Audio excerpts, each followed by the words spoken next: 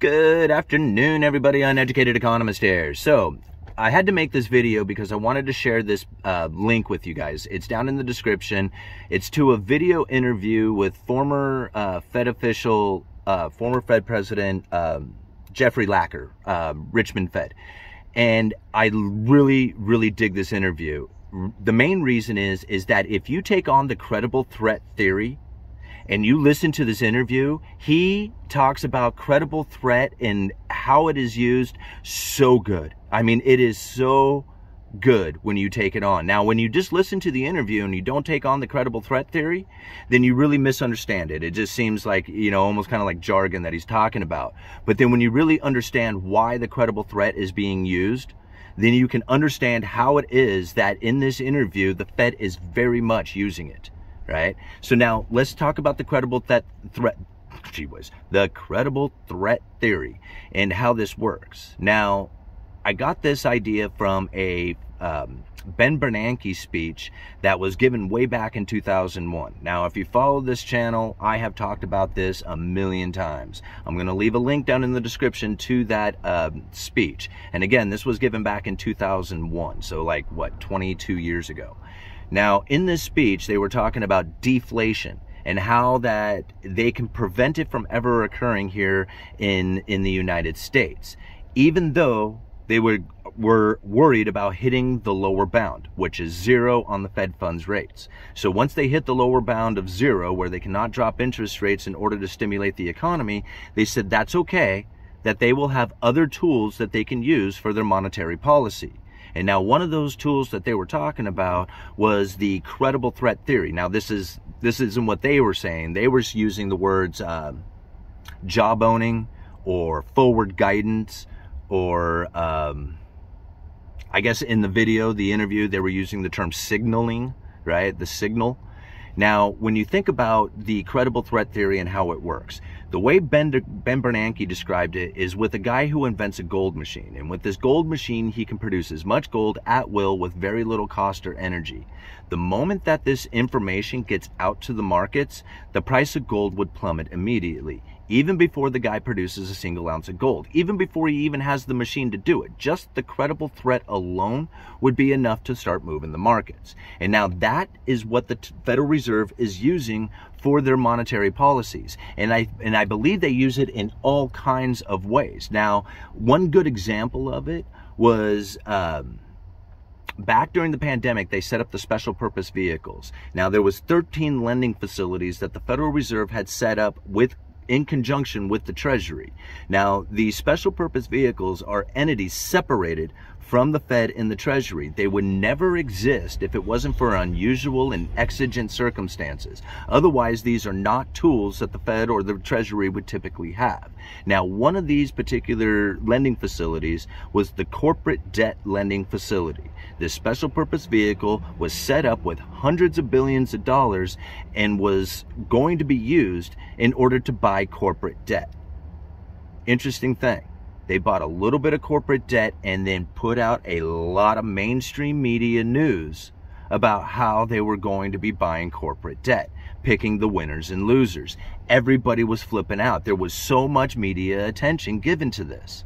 The Federal Reserve hardly bought any. Just the credible threat alone of them going out there and buying into corporate debt was enough to get the markets to dive into corporate debt with the anticipation that they could front run the Federal Reserve and that the speculation of buying into corporate debt was going to start causing the prices to go up, and it worked. It totally worked. And when the price of those corporate debts started to move up, the yield started to go down, and this is when the corporations started to gorge on incredibly cheap debt. The Federal Reserve and the Treasury, in conjunction together, setting up this special purpose vehicle, was able to bail out the corporations during the pandemic without hardly ever putting out any money.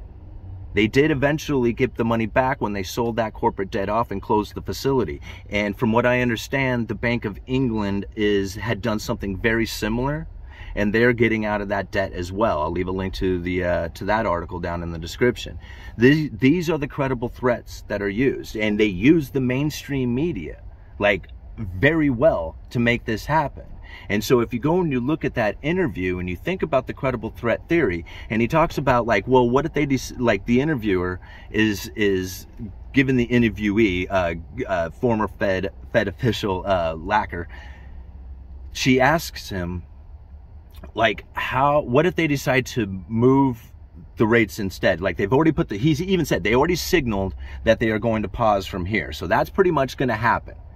And she says, well, what if they decide that they're going to raise it from the new information that comes out, like the CPI comes out or something like that? And he says, well, I guess they could signal like, the right before it, but he says that like it's too late to signal anything else. So they're going to have to stick with the pause. And the main reason for this is they do not want to create a shock and awe event. They do not want to disturb the markets. They want to make sure the markets know exactly what is happening to the Fed funds policy before it takes place, so that they can condition themselves and place themselves before anything is actually before the official decision comes out. And that way everybody is like where they need to be. And if they change the way they do that, they would start creating volatility within the market, and that is what they are trying to avoid by using this credible threat theory. Now, what I find interesting is that what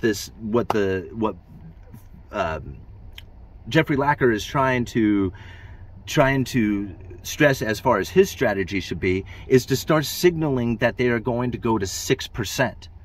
Not that they need to go, but that they should signal to the markets, to everybody out there, that the Fed funds rate are going to start moving up to that 6%. And that's what it's going to take in order to bring the inflation down and all the other stuff. Now, whether or not they actually get there, that's a whole other story.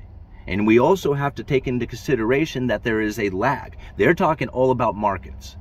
But when it comes to the real economy, the real reasons why they raise and lower interest rates is a lag from the time that they do it to the time that it actually impacts the economy. Now, granted, there is a lot of theory out there that says that the credible threat theory has shortened up that lag because the markets and everybody else starts anticipating that move and starts positioning themselves before the actual official statement is made about the position of the Fed funds, right? Because of that credible threat, the markets start to move. So there's a lot of theory that lag time from the time that they raise the rates to the time it actually impacts the economy has shortened up. But still, we have to think that it's like 3 months, 6 months, maybe a year. Who knows where that lag really is? But to move it today is more of a signal, right? That's what they're trying to do, is put the signal out there. And they want to make sure that the markets don't know. Like, they don't want them to know whether or not it's going to go up or down or to stay sideways. That is really where the Federal Reserve wants to maintain the position. That way they can keep using the credible threats. All right, Uneducated Economist, you guys let me know.